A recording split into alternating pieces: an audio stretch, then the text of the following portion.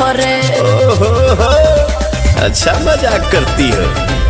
गोरी फूला झाड़ी बारू पापा के पारी बारू लगलू पसारे तू तो पंख पियर फराक वाली।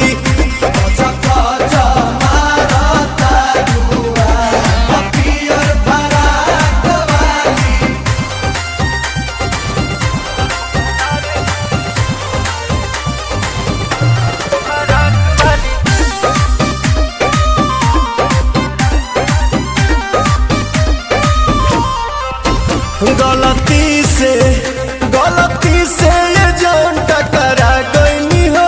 गलती से लड़की के देखी पागल आगिल बड़ा का लागे कि भांग खा के आगिल बड़ा का। करत इशारा बारू कहत आवारा बारू भड़केलू कैलो मजाक पियर फराक वाली।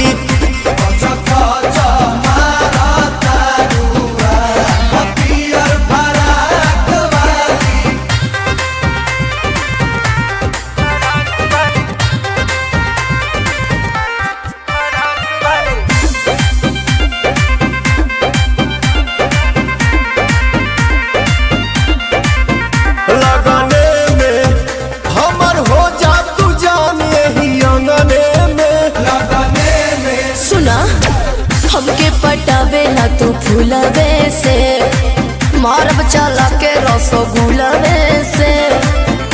आगे आगे आंसू खोई है पीछे पीरियाम सुपई है।